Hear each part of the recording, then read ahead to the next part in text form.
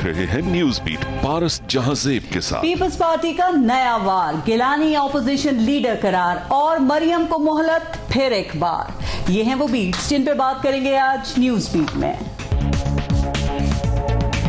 नर्म आसामी या आसान शिकार नहीं बनूंगी। जितनी इंतकाम नैब ने लेना था वो हो चुका, तो अब जुल्म के मिटने के दिन आ गए। नैब चेहरा नैब का दागदार होता है, लेकिन नैब के पीछे जो असल चेहरा है वो इमरान खान का और उसकी जाली हुकूमत का है। जो ये तजवीज़ दे रहे थे कि हम सिस्टम से आउट रहें, वो गलत साबित हुए। वो लोग अपने मौक़िफ़ पे नज़रसानी करते जिनका मौक़िफ़ गलत साबित हुआ। अस्सलाम वालेकुम, मैं हूं पारस जहांजेब। धमकी काम कर गई, धौंस काम कर गई, लश्करकशी काम कर गई और नैब ने मरियम नवाज को बुलाकर तफ्तीश करने का फैसला मुलतवी कर दिया। नून लीग की सियासी तारीख यही बताती है कि नून लीग जब भी लड़ी, जब भी धमकियां दी हैं, जब भी चढ़ाई की है, अपने ही इदारों पे की है। अभी 8 माह पहले ही की तो बात है, जब नैब ने मरियम नवाज को बुलाया तो नून लीग के कारकुनों ने नैब के बाहर पथराव किया, पुलिस से झगड़ा किया। यूं मरियम नवाज बगैर तफ्तीश के वापस आ गई, क्योंकि नून लीग जब भी लड़ी है अपने ही इदारों से लड़ी है। पैनामा का केस आया तो नून लीग सुप्रीम कोर्ट पर चढ़ दौड़ी, जजेस को बुरा भला कहा, उन पर बुग़्ज़ से भरे होने का इल्जाम लगाया, क्योंकि नून लीग जब भी लड़ी है अपने ही इदारों से लड़ी है।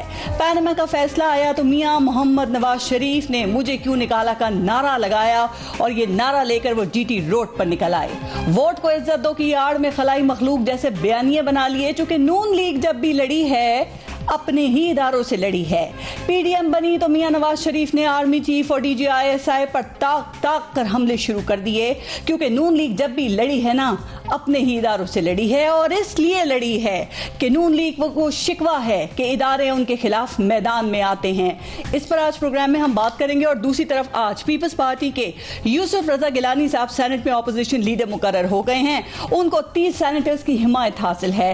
प्रोग्राम में इन तमाम इशूज पे बात करेंगे। और आज प्रोग्राम में हमें ज्वाइन किया है पीएमएलएन से एमपीए हैं अज़मा बुखारी, पाकिस्तान तहरीक इंसाफ से एमएनए हैं सदाकत अली अब्बासी साहब और पाकिस्तान पीपल्स पार्टी से हमारे साथ अली मूसा गिलानी मौजूद हैं। अस्सलाम वालेकुम, बहुत बहुत शुक्रिया आप सबका प्रोग्राम में शिरकत के लिए। पहले एक ब्रेक लेते हैं, देखते रहिएगा न्यूज बीट।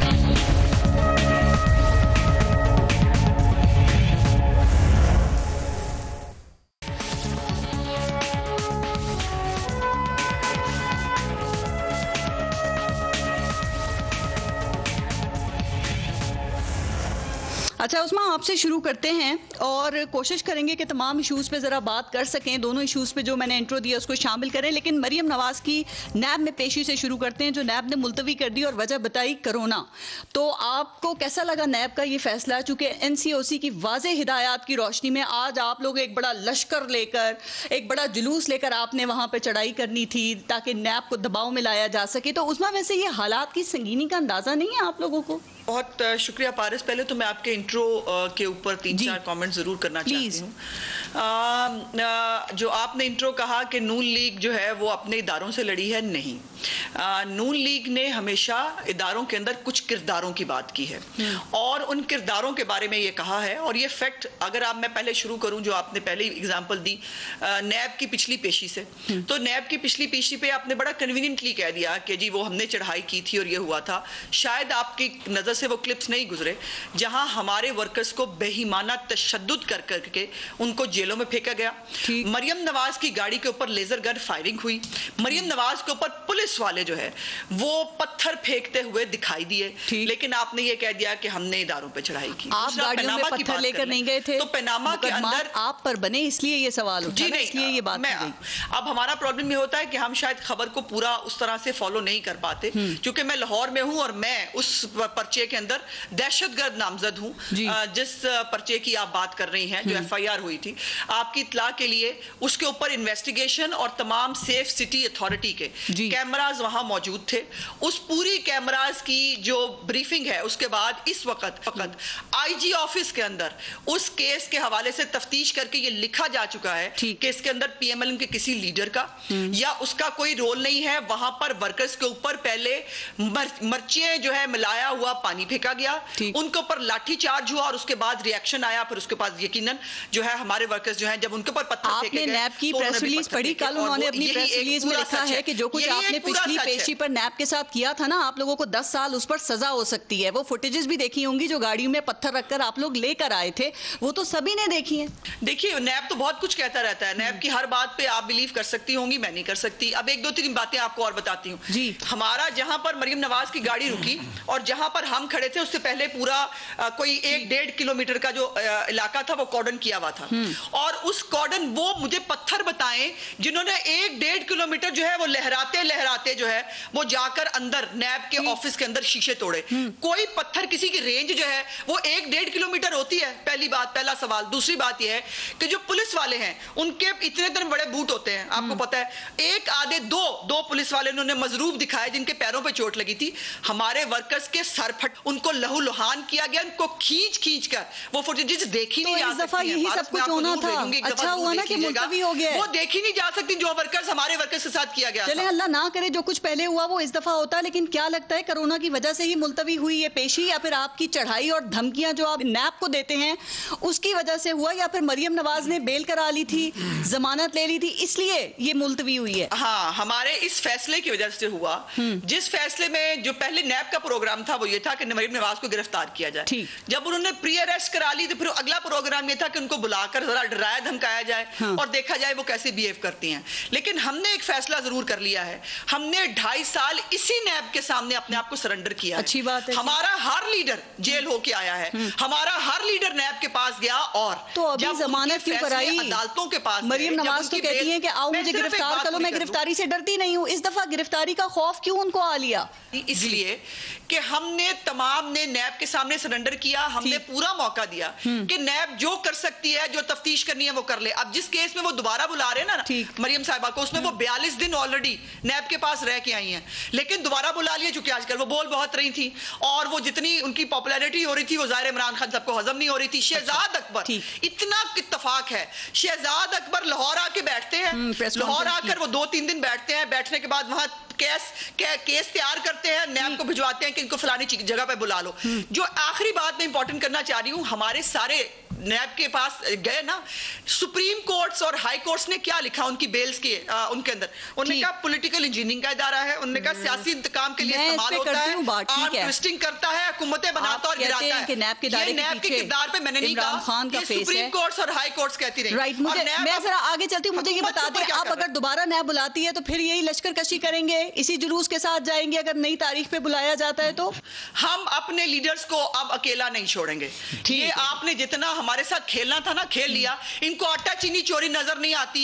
आज नदीम बाबर को जो है वो क्लीन चिट देकर जो है वो सारी प्रेस कॉन्फ्रेंस नदीम बाबर को बचाने के लिए कह रहे हैं इंक्वायरी तक रहेंगे, वो नदीम बाबर नहीं था। खुसरो बख्तियार पे ये नहीं, खुसरो बख्तियार पर ये रूल अप्लाई क्यों नहीं हुआ? जब ठीक मैं नदीम बाबर की बात कर रही हूं, इंक्वायरी तक मुस्तफी रहेंगे, मोनेसलाई पे क्यों नहीं हुआ? इंक्वायरी नहीं हो जाती। राइट, मैं जरा चीनी की इंक्वायरी पे क्यों नहीं हुआ? बस मेरा सवाल पूछे ना, चीनी के ऊपर नैब नोटिस ले चुकी है ना, आपको ये भी पता होगा। ये सवाल चीनी के ऊपर ऑलरेडी नैब नोटिस ले चुकी है, क्या हुआ उसका? आटे के ऊपर क्या हुआ? शराब लाइसेंस में बुजदार साहब को 2 दिन शक्ल देखने के लिए बुलाया गया, उसके बाद उसका क्या हुआ? थोड़ा सा मालूम जब्बार वो 7 साल पुराने केसेस के बारे में तो मैं पूछ नहीं रही। राइट, आप लोगों ने भी आज मरियम नवाज के साथ जाना था नैब के ऑफिस, तो आपको मायूसी हुई या खुशी हुई है कि बचत हो गई है? और क्या ख्याल है कि नैब ने अच्छा फैसला किया या उनको बुला के तफ्तीश करनी चाहिए थी, चूंकि इंक्वायरी और जो केस है वो तो चलता रहेगा आगे भी? देखिए, पहली बात यह है कि नैब की आप जो एग्जिस्टेंस है ना, उस पर सवालिया निशान हम क्यों उठाते हैं?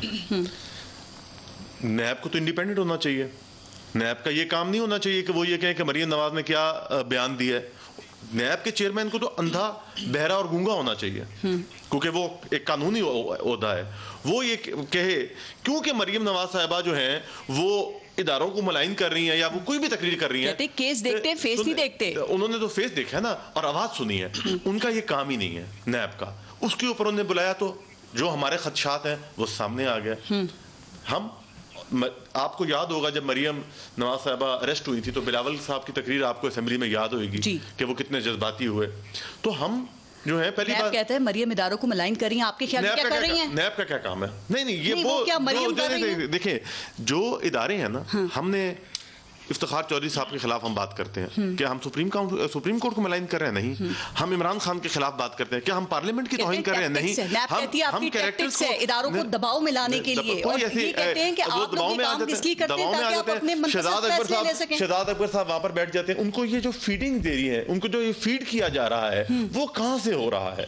ये बात रोज़े रोशन की तरह आया है कि कौन कौन क्या क्या कौन कौन कर रहा है, क्या सबूत तो दिखा दिए जाए। सबूत नैब के चेयरमैन साहब के खिलाफ उनकी वीडियो आ गई, वो दफन हो गई, वो सबूत का कुछ हुआ नहीं है, तो और आप क्या सबूत मांगते हैं हमारे से?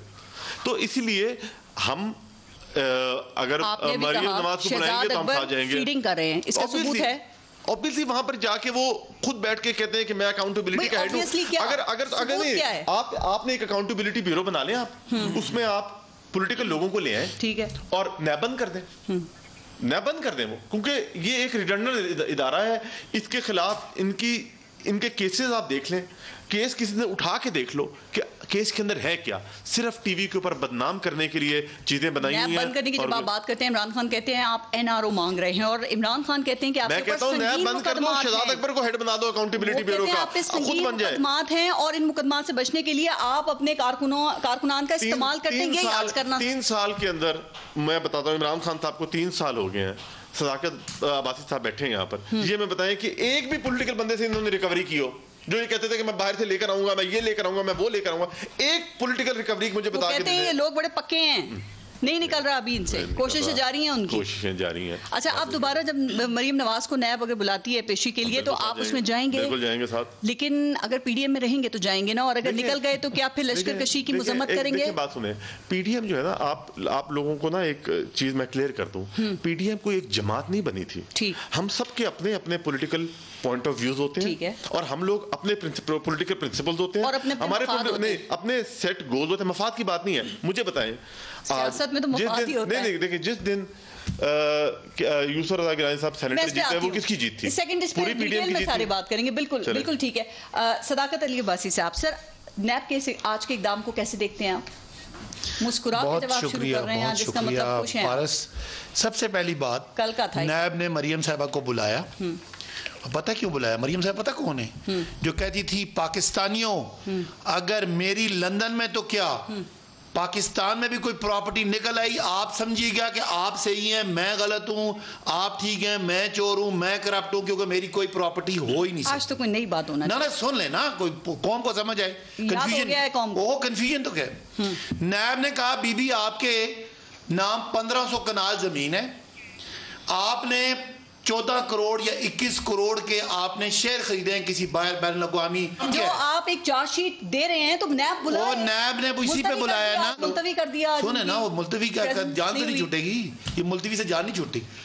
1500 कनाल जमीन, 1500 कनाल, पता ना, एक कनाल जमीन पे हमारा घर होता है, उनके वो जो उनके पास लंदन में भी और पाकिस्तान में 1500 कनाल जमीन पे, ठीक। उसके बाद करोड़ों रुपए के उन्होंने शेयर खरीदे हैं किसी फॉरेनर से जो उनके पास पैसे ही नहीं थे। नैब ने कहा बीबी आप बड़ी जमहूरी खातून है, आके जवाब दें। पिछली दफा गए, आपने भी देखे वो डबल केबन जो मरियम साहबा के साथ थी, जिसे वो पत्थरों के थैले निकल रहे थे, आपने देखे? फिर नून लीग के कारकुन पत्थर मारे थे नैब को, आपने देखे ना? मैंने तो देखे, वीडियोस मौजूद है। मुझे बताएं, ये तो मुल्क में जमहूरी कदरों की बातें करते हैं। 1 साल तक नैब ने मरियम नवाज को नहीं बुलाया और कहा कि वो मसरूफ थी, इलेक्शंस में मसरूफ। वो उनकी नैब की 100 गलतियां होंगी। नैब को मैं नुमाइंदा नहीं हूं, मैं पॉलिटिकल आदमी हूं। मैं मरियम साहिबा बजाय के जवाब देती, अपने बयान के जो खिलाफ सबूत आए वो पथराव करना शुरू होगी। मुझे बताएं, ये हैं भाई MP हैं, मैं MNA हूं, हमें अगर कोई थाने में हमारे खिलाफ FIR होती है तो एक SHO है, उसके पास 50 पुलिस वाले हैं, मैं अगर 1000 बंदा ले जाऊं तो क्या हम जमहूरी हैं? ना ये जमहूरी हैं, ना इनकी कोई जमहूरी कदरें हैं। अच्छा। इनके बारे में बिल्कुल नैब के बारे में सुप्रीम कोर्ट ने कहा था ना कि ये पॉलिटिकल इंजीनियरिंग है। इनके बारे में कहा था ये माफिया हैं।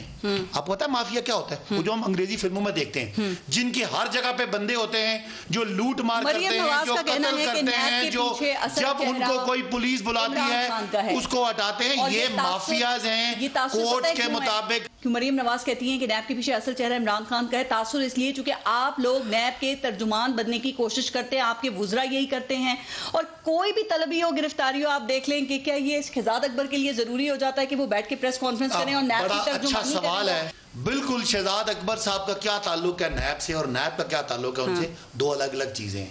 शहजाद अकबर पॉलिटिकल अपॉइंटी है, उनका काम है बताना लोगों आज महंगाई है, इसके पीछे ये करप्ट लोग हैं, लोगों आज बिजली महंगी हो रही है, इसके पीछे नवाज शरीफ साहब और जरदारी साहब के वो मुआहदे हैं, वो कैपेसिटी चार्जेस हैं। अगर आप इंटरप्ट करेंगे तो बात नहीं कर सकते, को बंद कर देगा। सुन लेना, अगर आप मुझे पूरी बात नहीं करेंगे, मैं आपकी बातों पे हंसूंगा तो मजाक लगेगा ना। तो आप नई बातें बता रहे हैं तो सुननी चाहिए। सुन लें जी जी। ये पाकिस्तान आज जो महंगाई, आज जो बिजली के बहरान से गुजर रहा है, उसके पीछे ये लूट मार है। उन्होंने ये पॉलिटिकल बयानियां देना है। इन्होंने क्या पॉलिटिकल बयान दिया? हमारे साथ बड़ी ज्यादती है, बड़ा जुल्म है, हमें नैब क्यों पकड़ा है? हालांकि अगर आप पीपल्स पार्टी वालों को अपनी तकरीरें सुनाएं, ये कहते हैं नवाज शरीफ साहब मुआशी दरिंदे, इनको उनकी सुनाएं, वो कहेंगे जरदारी साहब ने लूट के खा के हम इनका पेट फाड़ेंगे, इनके गले में रस्सी डालेंगे, घसीटेंगे। लेकिन आज दोनों इकट्ठे हैं बिकॉज दोनों को पता है सियासी बयानिया है।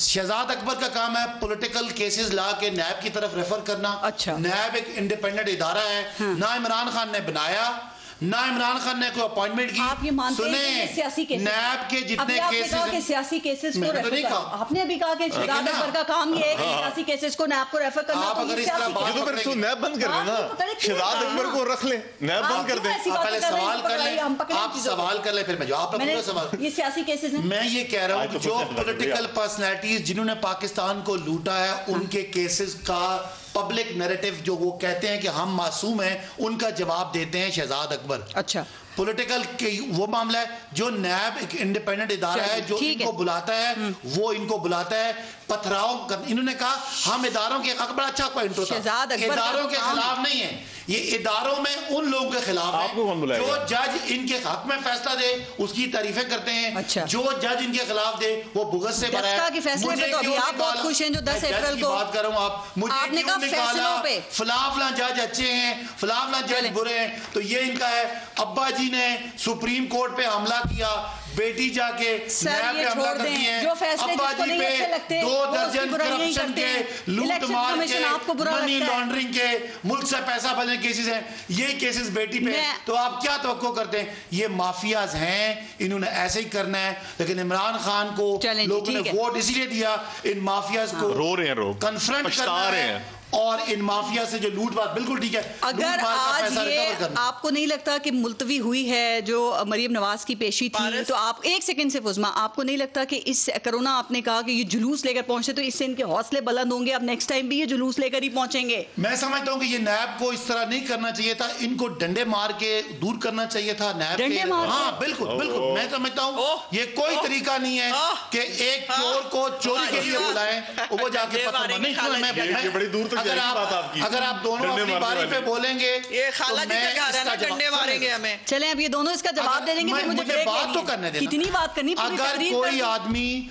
नैब के आके पत्थर मारे, डंडे मार के दूर करना चाहिए, चोरों को अकाउंटेबिलिटी करवानी चाहिए। अगर चोर पत्थर मारेंगे तो उनको दूर करना इंतजामिया की जिम्मेदारी है। जरा इसका जवाब दे दें। कोई गुंडागर्दी, उल्लू पट्टी की इजाजत नहीं होनी। वजीर आजम भी बार बार कहते हैं कि अवाम भी जो है ना वो ईमानदार लीडर का साथ देते हैं। वो कहते हैं किसी की चोरी बचाने के लिए किसी लीडर के साथ नहीं निकलते वो।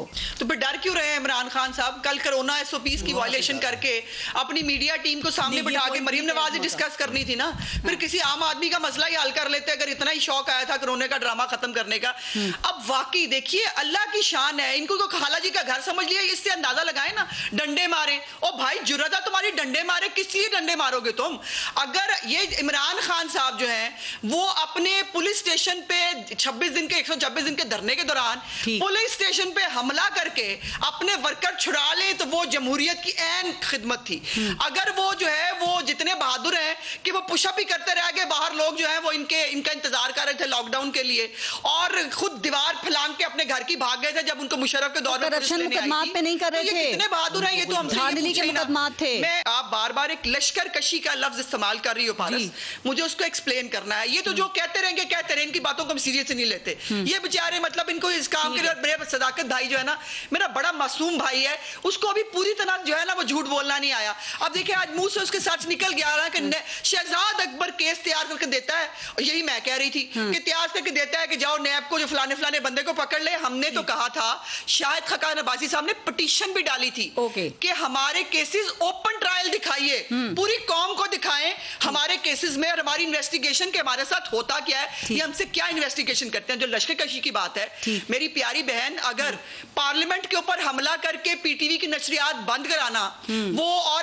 वजीर आजम और सदर पाकिस्तान जो इस वक्त बैठे हैं, भी आवाम को गलत मैसेज मुबारकबाद देना, ये जमहूरियत की अहम इबादत थी। अगर कोई इमरान खान पे कोई भाषण दिया ना, मुकम्मल कर, इन्होंने पूरा भाषण दे लिया ना। लश्कर-कशी की जो बात है, देखिए अगर मरियम नवाज के साथ हम इज़हार यकजहती के लिए जाएं, वहां जाकर हमें ही मार पड़े तो हमें ही लश्कर-कशी कहेंगी आप। और मरियम नवाज 1.5 घंटा वहां खड़ी रही थी पारस, ये ऑन रिकॉर्ड है, सारे कैमरास मौजूद थे। वो 1.5 घंटा बाहर खड़ी रही कि मुझे अंदर बुलाओ, मुझे तफ्तीश के अंदर शामिल करो, ये दरवाजे खोलने के लिए तैयार नहीं थे। और दूसरी और आखिरी बात जो है, थैलों की बात होती है बार बार, उसके ऊपर हमारे 1 मिनट बड़ी इंपॉर्टेंट बात है, हमारे एक एमपीए साहब का जो है वो गाड़ी ट्रेस की गई, कहा गया इसके अंदर पत्थर के थैले थे। वो आईजी ऑफिस में जाकर वो थैले बाकायदा शामिल तफ्तीश हुए हैं, और उस थैले के अंदर सदके का गोश्त था जो वो लेके आए थे, और वो थैले शामिल। मैंने ब्रेक लेनी है, मैं ब्रेक के बाद जरा आपसे ही शुरू करूंगी। आखिरी बात आपसे ही शुरू करूंगी ब्रेक के बाद, ठीक है। और गिलानी साहब आज जो ऑपोजिशन लीडर बने हैं ना, उसके ऊपर जरूर बात करनी है, बड़ा इंपॉर्टेंट है वो भी। लेकिन आपने एक पॉइंट रेज किया था, मैं सिर्फ उसका, सदाकत अब्बासी साहब इसका 1 लाइनर जवाब दें। उन्होंने बिल्कुल ठीक कहा, देखें NCOC के फैसले के मुताबिक अगर नैब उनकी हिदायत की रोशनी में मरियम नवाज की आज की पेशी कैंसिल हो सकती है, 4 अप्रैल को रावलपिंडी में पीपल्स पार्टी का जलसा कैंसिल भी हो सकता है अगर इसके हवाले से। वजीर आजम इमरान खान जो कि करंटीना में है, वो सोशल मीडिया टीम के साथ बैठ के मीटिंग्स कर रहे हैं। सर, कि क्या तजाद है, क्या इससे आवाम को मैसेज जाएगा? देखिए, 2 बातें, कोरोना कोई मजाक है? एक, मरियम साहिबा अपने ऊपर जवाब ब्रेक लेनी है, वो मुझे जवाब तो देने दें आप। मरियम साहिबा अपने ऊपर चोरी के लगे हुए इल्जाम के लिए मासूम लोगों को साथ कोरोना लगाना चाह रही हैं, जबकि इमरान खान अपनी टीम को महंगाई से बचाने के लिए अपने आप को खतरा डाल रहा है आवाम के लिए। 2 अलग बातें हैं। जब SOPs को वायलेट करेगा तो फिर आवाम लोग दूर दूर बैठे हुए थे, इमरान खान की नहीं, मुलाकात नहीं, इमरान खान पे कोई केस नहीं था। इमरान खान अपने टेक्नोलॉजी का दौर है, वर्चुअल मीटिंग्स कर रहे हैं लोग, केस नहीं था। इमरान खान चोरी का जवाब नहीं है। इमरान आपको पसंद नहीं आ रहा, इमरान खान ने अपनी टीम को खतरे में डाला मुल्क के लिए, मरियम ने अपने लिए मुल्क और गरीब लोगों को खतरे में डाला। 2 अलग गिरा था, आपको भी पसंद, आपकी मर्जी है, पसंद की बात नहीं, आपकी बात में लॉजिक नहीं है। आपको लॉजिक कैसे लग रही? मीटिंग कर लेते हैं। इमरान खान को इसमें क्या फायदा है मीटिंग करने का? वो तो बीमार है, घर बैठ जाए। मरियम का तो फायदा है, उनकी तो करोड़ों की प्रॉपर्टी जा रही है। इतना ही शौक था और इतना ही अहम था, महंगाई पे कर लेते, सोशल मीडिया के साथ महंगाई पे कर रहे थे, महंगाई की मीटिंग, सोशल मीडिया के साथ महंगाई पे कर रहे थे। आपको सोशल मीडिया ब्रेक लेते हैं, देखते रहेगा न्यूज़।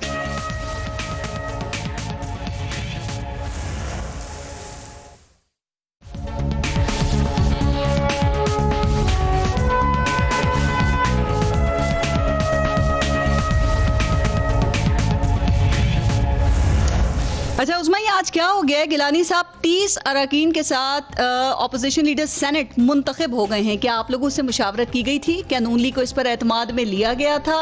और क्या नून लीग का ऑपोजिशन लीडर सेनेट में नहीं बनना चाहिए था? देखिए, पहले तो मैं जो बात पूरी कर रही थी मैं उसको पूरा करना चाहती हूँ, और वो ये है कि शहजाद अकबर साहब की काबिलियत और उनके रोल के बारे में सुप्रीम कोर्ट के 3 फैसले मौजूद हैं, पहली बात। और अभी भी एक जज साहब की प्रोसीडिंग चल रही है जिसके अंदर शहजाद अकबर साहब के बारे में जो कच्चे छट्टे खुल रहे हैं वो अपनी मिसाल आप हैं। सो शहजाद अकबर कितने दूध के धुले हैं और वो क्या कर रहे हैं ये टॉपिक हम सब जानते हैं। अभी ये जो कोरोना की बात थी, हाँ 1 मिनट, कोरोना की जो बात थी, बात यह है कि जब नोटिस दिया गया था तब कोरोना नहीं था। आज से 4-5 दिन पहले नोटिस दिया गया था ना, तब कोरोना नहीं था, तब भी कोरोना था। सो ये जो है ना, ये अब कोरोना का बहाना बनाकर नैब ने सियासी होना है, फिर उसको सियासी जवाब देंगे। और अगर नैब कोई इतना बाख्तियार इदारा होता तो जो मैंने इतनी लंबी लिस्ट सुनाई है ना इनकी, जिसके ऊपर नोटिस लेके किसी डस्टबिन में डाले हुए हैं, अब जो सियासत आप लोगों के साथ हो गई है ना, उस पे बात करते हैं। किसके ऊपर कार्रवाई हुई? मुझे पता है, बड़ी मतलब खुश, मतलब तुम्हें शौक आ रहा है इस बात पे बात करने का। देखिए, यकीनन हमारे लिए आज का टॉपिक ये तकलीफ दे अमर रहा। आज जिस तरह तरह से गिलानी साहब के बारे में नॉमिनेशन जो है वो अचानक से जो है फाइल हो गई, और वो कैसे फाइल हुई, उसमें किन किन लोगों ने उनको रिकमेंड किया। देखिए शहरी रहमान साहिबा ने जो है वो कहा कि हमारे पास 21 मेंबर है, हमारी मेजोरिटी है, तो हमारे तो 84 मेंबर थे नेशनल असेंबली के अंदर जब हमने उनको सेनेटर बनाया। सेनेटर बनते तो फिर चेयरमैन सेनेट बनते ना। और जब पीडीएम में ये तय हुआ था कि ये फलाना फलाना फलानी चीज का कैंडिडेट होगा, वहां ये नहीं था कि हार जाएंगे तो फिर आप अपना फैसला खुद ही कर लेंगे और बदल लेंगे। सो हमें इस पर तकलीफ हुई है, लेकिन इस पर डिटेल में बात हम पीडीएम मीटिंग में करेंगे। लेकिन आप देखिए उसमें मरियम नवाज और मौलाना फजल रहमान ने ये कहा था कि अब ऑपोजिशन लीडर सेनेट का जो है वो नून लीग का होना चाहिए। मुझे सिर्फ ये बताइएगा, आपने कहा कि आपको अफसोस है इस बात के ऊपर, लेकिन क्या इससे पीडीएम में मजीद बदएतमादी नहीं फैलेगी और अब आगे नून लीग का लाहेअमल क्या होगा? आप इनकी सीईसी का जो मीटिंग होगी पीपल्स पार्टी की, उसका इंतजार करेंगे अगर कि ये इस्तीफों के ऊपर क्या फैसला करते हैं, या अब फिर वो एक लड़ाई झगड़ा शुरू हो जाएगा जो आप लोगों के लफ्जी जंग होती है पीपल्स पार्टी और पीएमएलएन में? मैं नहीं समझती कि कोई लड़ाई झगड़ा होना चाहिए। देखिए पीपल्स पार्टी एक इंडिपेंडेंट पार्टी है, वो अपना फैसला करना चाहिए, उनको करने देना चाहिए, वो जो मर्जी करें। वो अगर अपनी ऑपोजिशन किसी और तरह करना चाहते हैं, हम जो है बाकी पार्टियां हम अपने लिए आजाद हैं कि हम अपने लिए क्या फैसला कर सकते हैं। और हमें कहते हैं मुनासिब नहीं लगता ये जो कुछ हुआ है। जी मैं यही कह रही हूं, जो हमारी जो बातचीत पीडीएम के अंदर होनी चाहिए उसमें हम डिटेल से खुल के बात करेंगे।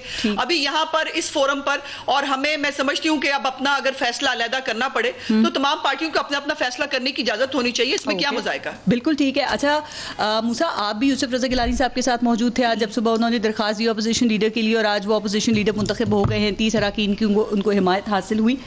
मुस्लिम लीग नून से मुशावरत क्यों नहीं की गई? इनको एतमाद में क्यों नहीं लिया गया? आपने देखा किसी को दुख हो रहा है, कोई कह रहा है कि ये मुनासिब नहीं था, तो क्यों किया गया? कोई खास वजह? देखें, जब भी एक घर के अंदर कोई चीज़ ठीक ना हो या उसमें हम किसी पे कंसेंसस बिल्ड ना हो और वो बाहर उस पे लोगों को देखने के मिले कि ये बज़ाहिर तौर पर लैदा नजर आए, बज़ाहिर तौर पर लैदा नजर आए, तो ऑब्वियसली नून लीग को भी अगर तकलीफ हुई होगी तो हमें भी हुई होगी इस बात के ऊपर कि हमें इकट्ठा एक मुशावरत करनी चाहिए थी। और मैं इसके ऊपर देखें, जैसे जो मैं और उस्मा जो है, हमारा पीडीएम की तो मीटिंग्स में हम तो शायद बैठते भी नहीं हैं, तो जो वो सरबराही इजलास जो होते हैं उस पे हेड्स ऑफ द पार्टीज बैठते हैं। लेकिन कहते हैं पीडीएम में ये फैसला हुआ कि चेयरमैन सेनेट के लिए उम्मीदवार पीपल्स पार्टी का, ऑपोजिशन लीडर सेनेट के लिए जो मेरी नॉलेज है, मेरी नॉलेज के मुताबिक जो मेरी इंफॉर्मेशन है,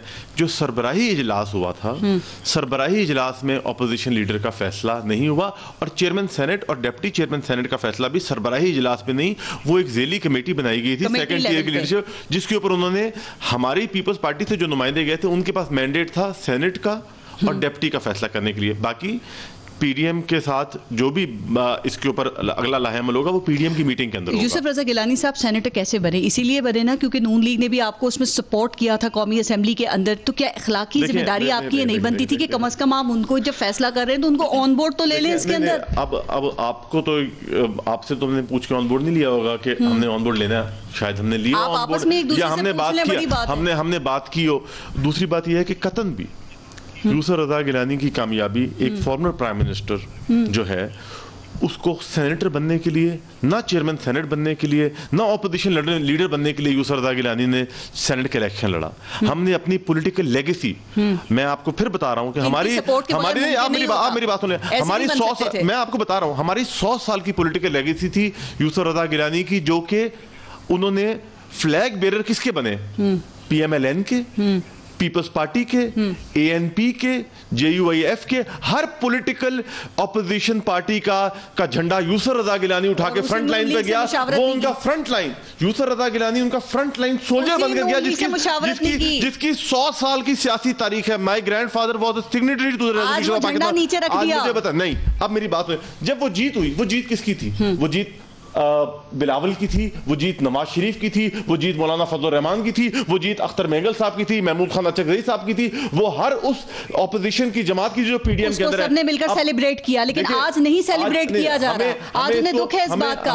एहसन इकबाल कहते हैं मियां साहब से अगर ये बात की जाती वो हंस के आपको कह देते कि ले लो ऑपोजिशन लीडर की सेनेट में सीट, तो बड़ी बात नहीं थी। मेरा ख्याल है कि मियां साहब से तो बात जरूर की होगी, अगर मेरे नॉलेज में नहीं है, लेकिन मेरा ख्याल है कि किसी ने जरूर उनसे ऑपोजिशन लीडर, ये आपने जो 30 अरकान हैं इनकी हिमायत हासिल कैसे की वैसे, और क्या कुछ हुकूमती अरकान की हिमायत भी आपको हासिल थी? मैं आपको क्लियर बता देता हूँ, हमारे पास 21 आपकी थी, 2 ANP की थी, 1 JI ने आपको सपोर्ट किया, और फाटा के 2 थे, और बाप के 3 बाप के कौन से 3 थे मुझे बताएं ना, नाम बताएं। अगर वो 3 नकाल भी देना तो हम फिर भी ऑपोजिशन लीडर बनते हैं। और उनके जो लेटर्स हैं वो शामिल थे या नहीं थे? नहीं, बाप मेरे नॉलेज में जो है ना, फाटा के 2 थे, और जो इंडिपेंडेंट का ग्रुप है ना, वो ग्रुप दिलावर खान साहब का है, जो कि पहले नून लीग क्लेम करते थे। उन्होंने उनका ग्रुप है 4 बंदों का। ग्रुप बना ये उन्होंने कोई फॉरवर्ड ब्लॉग, उन्होंने अपना फॉरवर्ड ब्लॉग ग्रुप बनाया, उन्होंने अपना बनाया, जिन्होंने कहा कि मैं आपके साथ कर, मुझे हमारी नॉलेज उनके बारे में आज बन गया, ये 4 दिन पहले हमारी नॉलेज में नहीं है। उन्होंने ग्रुप बनाया, उन्होंने ख्वाहिश का इज़हार किया कि हम ऑपोजिशन बेंचेस में बैठना चाहते हैं, और वो दिलावर खान था तो नून लीग के साथ थे, और वो केपी से थे।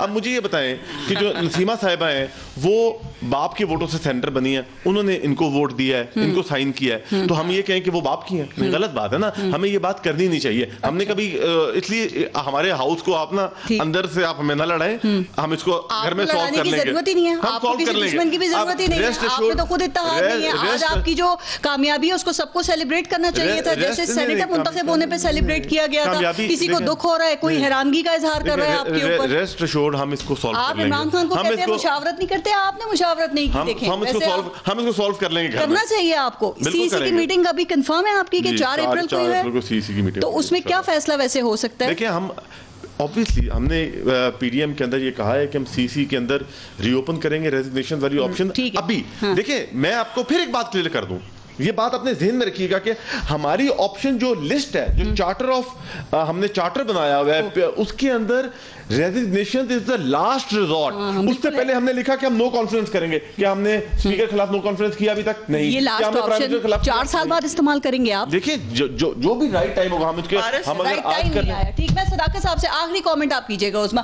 सदाकत साहब, क्या ऐसा भी होता है, और सर हुकूमती इत्तेहाद में शामिल कहा जा रहा है, कोई 3-4 सेनेटर्स थे जिन्होंने इंडिपेंडेंट ग्रुप बनाया, और फिर उन्होंने यूसुफ रजा गिलानी साहब को सपोर्ट किया सिर्फ अपोजिशन लीडर सेनेट बनने के लिए, तो क्या वाकई नून लीग जरदारी साहब के साथ है इसमें? देखिए पारस, मुझे पीडीएम की सियासत का बड़ा इख्तलाफ है, मैं बिल्कुल इनको गलत समझता हूँ, लेकिन चूंकि यूसुफ रजा गिलानी साहब के बेटे यहाँ मौजूद हैं, तो ये डेमोक्रेटिक नॉर्म्स हैं, इनको मैं मुबारकबाद देता हूँ कि इनके वालिद साहब जो है, जब से प्रोग्राम में आए हैं खुश होकर मुबारकबाद दिए जा रहे हैं। ये मुबारकबाद है, इनके अचीवमेंट है। इस मुबारकबाद की एक वजह है कि ये सियासी तौर पे एक सियासी लोग हैं, और उन्होंने कहा दादा से इनकी। दूसरी तरफ क्या है, एक इमेच्योर किस्म की पॉलिटिक्स है, जिसमें शाहिद खान साहब, मरियम साहबा और एहसन इकबाल साहब अपनी पार्टी को हर दिन डुबोते हैं। इस्तीफे आएंगे नहीं आएंगे, अदम एतमाद आएगा नहीं आएगा, आर या पार होगा, 31 दिसंबर को हुकूमत जा रही है, पहली 30 जनवरी को हुकूमत जा रही है, लॉन्ग मार्च हो रहा है, सेनेट का चेयरमैन आ रहा है। ये सारी पे दर पे मुंह की खाने के बाद मेरा ख्याल है जो दूसरा सेनर एलिमेंट है इनके नून लीग में, वो जो ख्वाजा आसिफ वाला ग्रुप है, ख्वाजा साद रफीक वाला ग्रुप है, पीपल्स पार्टी की सारी बातें भूल गए। आगे नहीं, मैं इनकी तो कामयाबी पीपल्स पार्टी को मुबारकबाद दी है ना, और क्या चाहते हैं निकालने के लिए डील का हिस्सा था। देखिए, मैं मेरी बात सुनो, वो इनका मामला है, मैं तो दोनों पार्टी को डिस्कस कर रहा हूं कि पीपल्स पार्टी ने जो कहा उसमें से 60-70% अचीव किया। मुस्लिम लीग नून सेनेट सिंध खाली, केपी खाली, बलोचिस्तान खाली, इस्लामाबाद खाली, पंजाब में सीट है वो भी हमने तोहफे में दी। अच्छा, पॉलिटिकल अचीवमेंट क्या है? मरियम साहबा की कोई जद्दोजहद नहीं है, अब्बा के नाम पे आई थी, बहुत बड़ी जमहूरी तो नहीं, एक पार्टी थी उसको डुबो के बैठी है। मेरा मशवरा है नून लीग वालों को कि क़यादत चेंज करें, और जो दूसरा ग्रुप है इनका सेनर एलिमेंट है उसमें, उनको आगे लेके आए। इनकी तो ये पिछली जो 10 शिकस्तें, इसके बाद नून लीग के कारकुनों को इनके खिलाफ निकलना चाहिए। वो जो ग्रुप है इनका एमएनएल का, जो मैं जानता हूँ इस्तीफा नहीं देना चाह रहे, उनको सामने आना चाहिए। पीपल्स पार्टी से इत्तेहाद का ऐलान कब कर रहे हैं आप लोग? देखिए, पीपल्स पार्टी का इत्तेहाद की बात नहीं है, पीपल्स पार्टी हमारा कोई इनसे इत्तेहाद नहीं है। हम इनकी तो मुझे पता है नहीं, मैंने कहा ऐलान कब कर रहे हैं? मैं बिल्कुल मैंने बताया कि इनसे हमारा इख्तलाफ है, इनका हमारा जो खासकर जो ये अकाउंटेबिलिटी है, जो इनका इत्तेफाक है, इनकी कहीं कोई अकाउंटेबिलिटी तो हम इनको करवाएंगे नून लीग से एक बात पे, इनकी कहीं कोई डील हुई है? बाकी हर जगह नून लीग को सही तरह इस्तेमाल करते हैं। इनकी कहीं कोई डील हुई है? हमारे साथ तो डील नहीं हो सकती, इनकी हमारे नजरियात, हमारी सियासत पता ना हो, ये वो बता सकते हैं, ये बता सकते हैं। हमें इन दोनों को बराबर समझते हैं, लेकिन पीपल्स पार्टी को मरियम नवाज की मुतबादिल वाली बात भी सच हो सकती है। उनको अभी भी ज़ियाउल हक के वो पाकिस्तान की सियासत में किसी भी वक्त कुछ भी हो सकता है। यानी पाकिस्तान का बच्चा समझता था कि पीपल्स पार्टी ने इस्तीफा नहीं देने, लेकिन मरियम तालियम टूट गई। वो क्या था? अभी भी कोई immaturity of her, she never understood कि पीपल्स पार्टी वाले उनको वहां जाके मारेंगे। मुझे एक बात, कौमी अपनी असेंबली को नहीं तहलील करते और सिर्फ कौमी असेंबली से बाहर आ जाते हैं तो एक बीट का पीपल्स पार्टी वाले सियाने समझदार हैं, नून लीग वाले ऐसे जज्बात। अच्छा, ये जो इनकी सदाकत साहब जो है ना, ये अपने प्राइम मिनिस्टर की तरह ना ये भी मिमिक करने का इनको बहुत शौक है।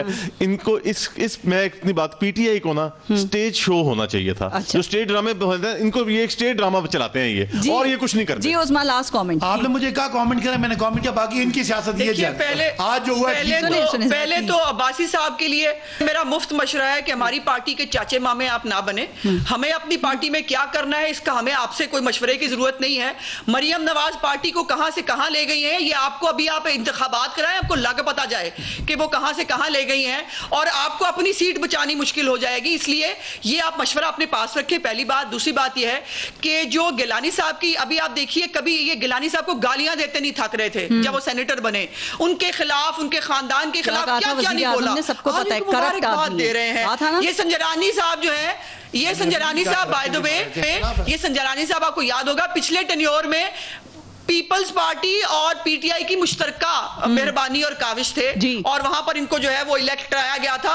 अब बाप पार्टी किसके कहने पर चलती है और क्या करती है, ये तो अब आप, और कैसे बनी थी, अब आप ये मुझसे पूछना चाहें तो ये तो बहुत बचगाना बात है। मैंने जिनसे पूछा था उन्होंने ही नहीं बताया। दोबारा कह रहे ये सिलेक्टेड है ना, मैं मुझे खुशी हो। और अभी ये फैसला इशारों में ये कहना चाह रही है, इशारों में ये कहना चाह रही है कि फिर कह रही है कि दिलावर खान जो हमारा सेनेटर था वो इनके लिए फॉरवर्ड ब्लॉग बना के वो करे, वो जायज है। इस तरह इसका मतलब है इनकी पार्टी में फॉरवर्ड ब्लॉग बनाए हम तो जायज होगा। ये फैसला पता नहीं हुआ ही नहीं हुआ कि सिलेक्टेड हो कौन पीपल्स पार्टी है, नून लीग है। वो एक उसकी अपनी एक राय है ना, मतलब ऑब्वियसली हम